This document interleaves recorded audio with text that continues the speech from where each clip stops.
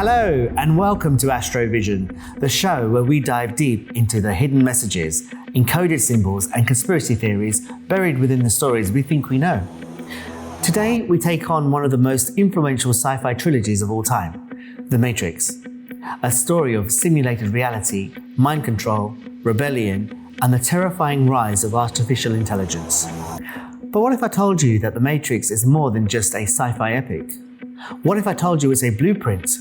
A carefully crafted allegory that mirrors real-world conspiracy theories about control, manipulation, and the hidden truths of our own reality. Buckle up, because tonight we're going down the rabbit hole. The Matrix series, created by the Wachowskis, is a groundbreaking sci-fi saga exploring themes of reality, identity, and freedom. You have a problem with authority, Mr. Anderson. You believe that you are special, that somehow the rules do not apply to you. Obviously, you are mistaken. It begins with Thomas Anderson, alias Neo, a hacker who discovers that the world he knows is an illusion. You take the blue pill, the story ends. You wake up in your bed and believe whatever you want to believe. You take the red pill, you stay in Wonderland. And I show you how deep the rabbit hole goes. A simulated reality called The Matrix, controlled by intelligent machines. Humanity is enslaved, their minds trapped in the simulation, while their bodies are used as energy sources. The Matrix is a computer-generated dream world, built to keep us under control in order to change a human being into this. No. I don't believe it. It's not possible. I didn't say it would be easy, Neo. I just said it would be the truth. Neo is freed from the Matrix by Morpheus and Trinity, rebels who believe Neo is the one, a prophesied savior destined to end the war between humans and machines. The Oracle prophesied his return, and that his coming would hail the destruction of the Matrix, end the war, bring freedom to our people. That is why there are those of us who have spent our entire lives searching the Matrix, looking for him. As Neo learns to manipulate the Matrix, he faces agents of the system, especially the relentless Agent Smith. Over the trilogy, Neo grows into his role, gaining extraordinary abilities within the Matrix and fighting to free humanity. In The Matrix Reloaded, Neo uncovers layers of deception, learning the Matrix is a cyclical system of control, and the One is part of this design. He faces moral dilemmas, questioning his role and choices. Meanwhile, Agent Smith becomes a rogue threat, capable of overriding the Matrix and endangering both humans and machines. In The Matrix Revolutions, Neo sacrifices himself to broker peace between humans and machines, allowing humanity a chance at freedom, while halting Agent Smith's rampage. The series ends ambiguously, with the Matrix rebooted and the promise of a truce, leaving the future of human-machine relations uncertain. The Matrix's philosophical depth, action-packed sequences, and iconic visuals have made it a cultural milestone, sparking debates on the nature of reality and free will. But there's more to this story than meets the eye.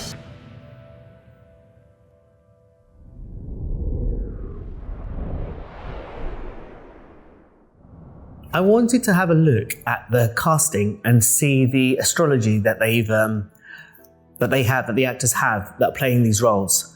So, as I've mentioned previously, there are 4 main charts that they use to cast the chosen one: Snake Aries, Snake Leo, Dragon Leo, and Dragon Virgo. Keanu Reeves is a Dragon Virgo, and he's playing the chosen one in this film. So, let's have a look at the name Neo. What does Neo mean? Neo means new and a different form of something that existed in the past. It means revived. And in the film, he does go through a revival. He does die and comes back with the full powers in the Matrix. When somebody gets cast in the Chosen One role, we kind of know that they're going to die at some point and come back, going to be revived. So I thought the name Neo was very interesting. The role of Trinity, played by Carrie-Anne Moss, she's born in the Chinese year of the sheep, and she is a Leo. So Trinity pertaining to the Holy Trinity. You know, I found it interesting, that she's a woman, and the Trinity is the Father, the Son, and the Holy Ghost.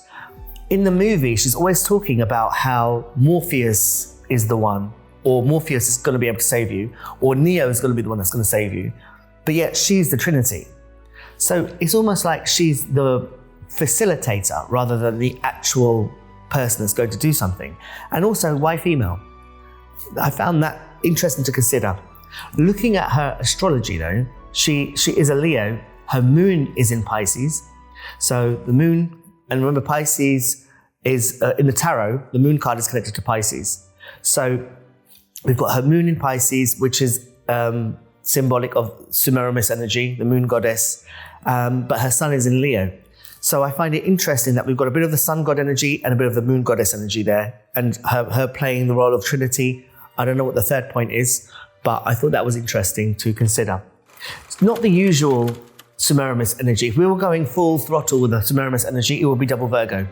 Double Virgo or rooster, double rooster, that sort of energy is usually the 10 out of 10 power for Semiramis.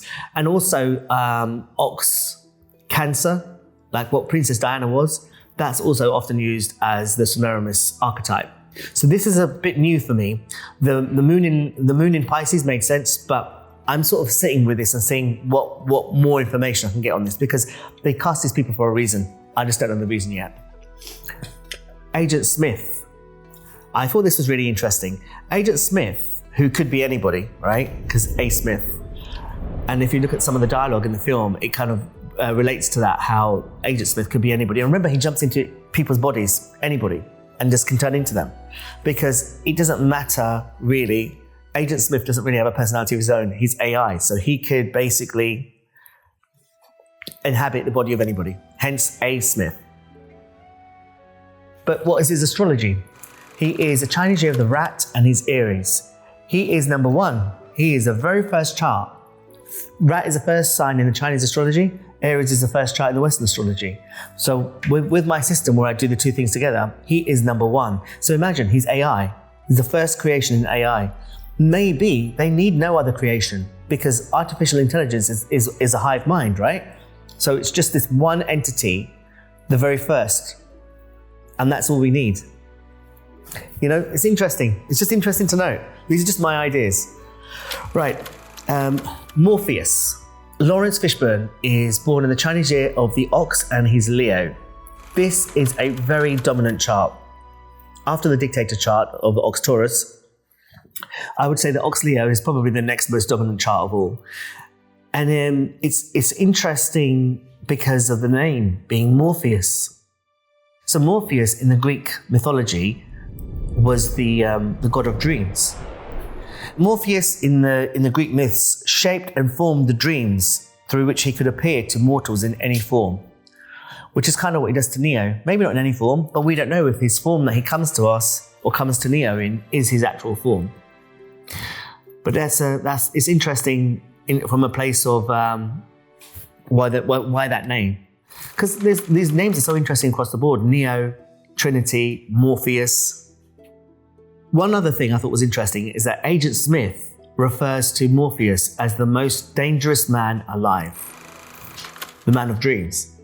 So dreams and dreaming big is a threat to artificial intelligence.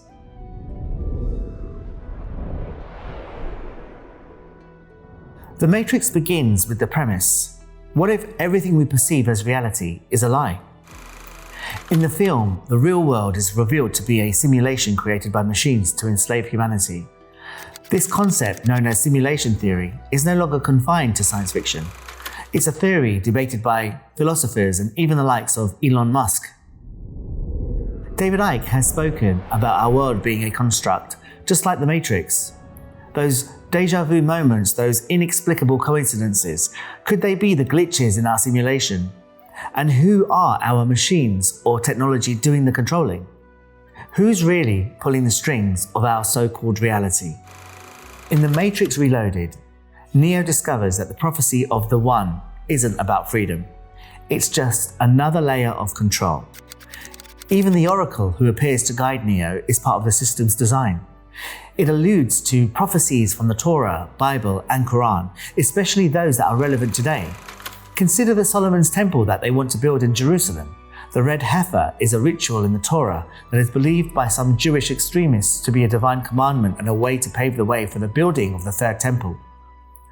5 red heifers were sent to Jerusalem in September 2022. Is this a prophecy being fulfilled or made to be fulfilled?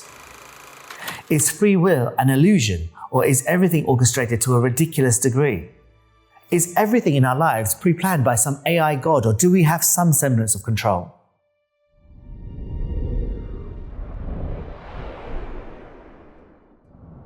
The architect of the Matrix is the ultimate puppet master, symbolizing the elites controlling the system from behind the scenes. This has Freemasonic undertones. Even Zion, the so-called last bastion of humanity, is part of the system's design. Even rebellions are controlled by the elite, controlled or positioned. We know that there are people seemingly fighting the system but are actually serving it, perpetuating it. It's interesting that they've called the city Zion. Immediately you think of Israel and Gaza and Palestine and the situation there. If this is the last city that they're trying to protect from the machines, it's an interesting parallel when we think of what's happening in the land that used to be known as Palestine. It's almost as if what's happening to that country is from the mind of AI, because the humaneness of the human creature is not being considered. Otherwise, we wouldn't be attacking those places. We wouldn't be killing those people and the families. But when you have no empathy, when you're nothing but a machine, you can do that. And unfortunately, this seems to parallel that quite astutely.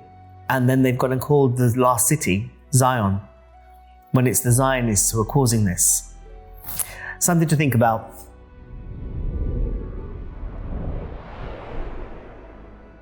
At one point, Agent Smith is speaking, and what he says is that when they made the first Matrix, everybody was happy because they'd set it up in such a way that everybody was happy. And it was a disaster. And Smith goes on to say that humans define their reality through misery and suffering. And that where they were at that time was the peak of human civilization. In a weird way, I think what we were being told was in 1998, which is Tiger Year, that time, that period was the peak of human civilization. And we were being told directly in the film. I don't know, I suppose that's a subjective thing, but something to ponder. I've been thinking about that since I noticed that was said in the film. It goes on to say that as soon as we let AI do their thinking, it became the AI's peak civilization. So maybe that's now, with the introduction of ChatGPT and all of these other AI programs that are out there now. I've noticed that people are letting AI do more and more of their thinking. So are we heading towards that period where it's the peak civilization for AI? What does that mean? What does that entail? The Matrix warns us about the dangers of artificial intelligence. In the films, AI surpass humanity, enslaving us and using our bodies as an energy source. David Icke mentioned this many years ago, and The Matrix illustrates this point. Be it AI or demonic forces, just outside the visual frequency of humans, they derive sustenance from low vibrational energy, which is why they keep us negatively focused or create destruction. We are but batteries to them. We've already handed over control to AI, self-driving cars, algorithms that decide what we see online, and even AI in warfare. What happens when machines handle everything that we used to? Is it universal basic income time? The machines don't just enslave humanity physically, they enslave their minds, keeping them pacified with an illusion of freedom. This mirrors the real world when looking at mainstream media, technology, conformational work notions, and government propaganda. However, this can be taken a step further when you consider the mind control programs like MKUltra. Think about it. Social media, constant entertainment, consumerism, it's all designed to distract us. We're being kept in our own version of the Matrix. A system built to pacify us while the powerful harvest our energy, whether that's through labor, taxes, and data, as well as actual energy.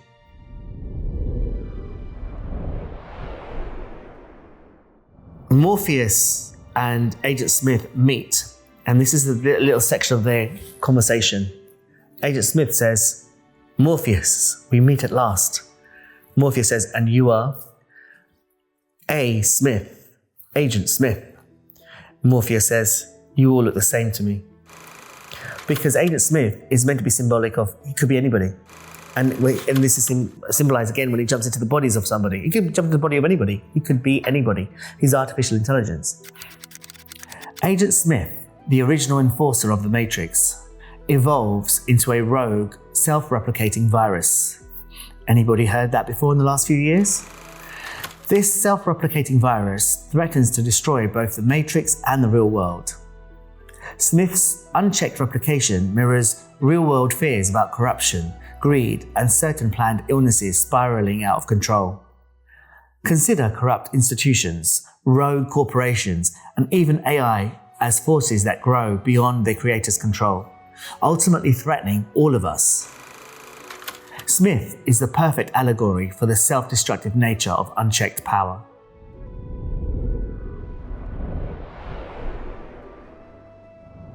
So in this section, what I want to do is I just want to look at some of the aspects of the Matrix, specifically the first film, that I found really interesting. Some symbols, some things that were just encoded in the background that you might have missed. For example, how many of you saw that on the telephones is a circle with a cross on it, with an X on it? What does that symbolize? Some people say that the circle with a cross is the mark of the beast. We've seen it on the X-Men or the Xbox, this symbol with a circle with a cross on it. It's everywhere. Is it the mark of the beast? I don't know if it is, but it's interesting to note that on those telephones is a circle with a cross on it. The sunglasses.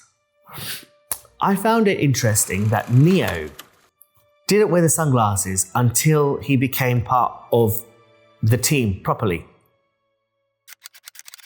The sunglasses, to me, symbolize when you've taken on the full belief that the Matrix is real, that the Matrix, how it works, and that you've begun to sort of realize that the world isn't as you saw it before. Then you have these glasses, you're seeing it through a different lens. And now you're seeing it through a different lens, they symbolize it by giving you glasses. Also, I found it really interesting. At one point when Neo is fighting with Agent Smith, he breaks his glasses. And that's at the part where Neo is about to overpower him. So it's symbolic of the fact that Agent Smith is beginning to see, oh no, he actually is the chosen one. And what happens? His glasses get smashed because his lenses are going to shift. So sunglasses are a very interesting symbol in the whole of the film franchise. The White Rabbit, we know, is quite an obvious symbol from Alice in Wonderland. There's quite a lot of parallels between Alice in Wonderland and this film. The green tints that they used in this film, it's everywhere. The green is everywhere. Even when they go to visit the Oracle, she's got flowers on her kitchen wall or just green in the background. And she also had some sort of green flowering thing on her clothes that she was wearing and the apron and stuff. So different types of green reflecting different types of things. Green for the artificial intelligence, green for nature. But the green for nature wasn't real nature because it wasn't an actual plant. It was a printed plant. There's very little reality. There's very little nature in this film, which I thought was really interesting. And the green tints, when you see them on the people, even when you saw Keanu and he's shaved, every now and then his 5 o'clock shadow would go a bit green. And it just made them look a bit reptilian to me. Especially the artificial intelligence. They look a bit reptilian. I wonder if there's a parallel there. Is the reptilian consciousness actually AI? Something to ponder. Chessboard flooring comes constantly throughout the film. Just keep your eye out open for it. We know what that means. That's about the Illuminati duality. The mirrors everywhere. Glasses, sunglasses probably connected. Ports in the body, the back of the head. It's alluding to the whole transhumanist symbolism. And the armchair with the lion heads. I don't really know what that's about, but I know it means something. So I just wanted to mention that as a symbol. If anybody does know more about that, then please leave a message, because I kind of want to learn a bit more about that myself. I mean, the lion head, probably symbolic of Leo, symbolic of the sun child. Again, we come back to Nimrod and Tammuz and all of that. I'm sure there's part of that. But why was it that Morpheus had one and Keanu had one as well, or Neo had one as well? So, yeah, interesting to ponder. But I will figure that one out at some point. I'm determined. But I don't have all the information on that yet. Neo lives in room 101. Now, if you're familiar with 1984, you know that room 101 is a prison chamber used by the Ministry of Love as a last resort to break down those with whom they are working. Within room 101, a prisoner's worst fears are manifested, and that was his bedroom. That's where he lives, not his bedroom, his a flat number. So that was not an accident, the 101. And this whole notion of the chosen one, Troy, who visits him at the beginning, who gives him money, he calls him Jesus Christ and says, yeah, I know you don't exist. So that's also interesting portent to the fact that he's the chosen one. This is right at the beginning of the film, so before he knows anything. When they go to see the Oracle, her number is C960. So if we turn the C into a 3, then we've got 396. There's a lot of nines in this film. 3 plus 9 plus 6 equals 18. So 2 nines, 18. 1 plus 8 equals 9 again. So and the 9 is the completion. We're going to see the Oracle. We're coming to the utmost completion of the numerical story or order, whatever you want to call it. When we go to see the Oracle, as they're going into the property, if you look behind on the wall, you'll see that someone has written Sia in the background. And remember, this film came out in 1999. So she would have been 24 when this film came out. I don't know if she was singing at that time, but there was Sia written in the background. Then when we get into the flat, we see the kid, one of the boys is playing with these cubes. And what flashes up into the screen, quite obviously, is J and Z. And again, I know that Jay-Z was in the industry at that time, but it wasn't prominent, and nor was Sia at that time in the way that they become prominent afterwards. So, and remember, we're going to see the Oracle. So the Oracle was telling us in a subconscious way that Sia and Jay-Z are going to be big names in the future. The car that Morpheus was driving, the number plate is AA034, which equals 9. If they're A and A, 1 and 1. Again, it's another 9. Something I picked up from the film was a bit freaky to me. Was when they were showing the babies in the film, they were showing that the babies were being fed the liquefied remains of the dead. And I'd heard some people talk about how the fast food joints like McDonald's and Burger King and those things, a lot of the meat that is mixed in their burgers is human meat, human remains. And it's just something you hear, some of the more extreme conspiracy theories, you don't take it too seriously.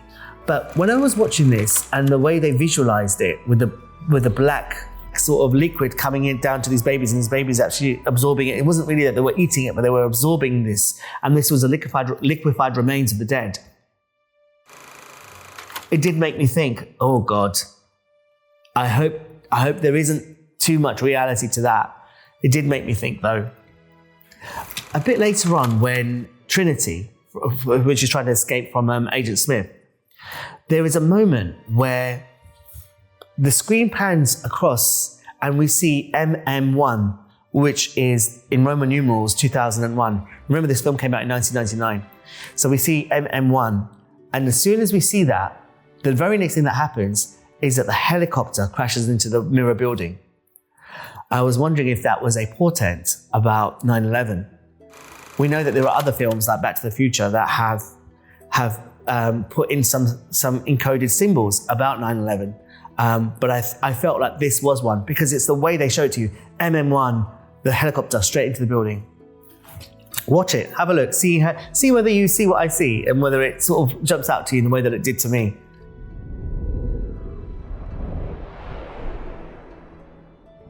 The red pill has become a symbol of awakening to hidden truths, while the blue pill represents choosing comfortable ignorance. In The Matrix, Neo's decision to take the red pill sets him on the path to truth, but at a great cost. In today's world, this metaphor resonates deeply, and the memes are everywhere. Are we willing to question everything we know? To challenge the narratives fed to us by governments, media, and corporations? We all know people who have taken the blue pill, staying comfortable in the illusion no matter how false it may be. Zion is revealed to be part of the machine system of control, a controlled rebellion. This reflects resistance movements in our world that are manipulated by those in power. And then there's Cypher, who betrays the crew for the chance to return to the Matrix and live in blissful ignorance. Cypher means zero, a person of no importance, especially one who does the bidding of others and seems to have no will of their own. It also means a secret or disguised way of writing a code. And if you look at Cypher and what he does, he betrays everybody and wants to go back to living in the Matrix, completely ignorant of what he had learned. He wants to go back and live as an NPC. And so that's the name, again, is very symbolic of the character.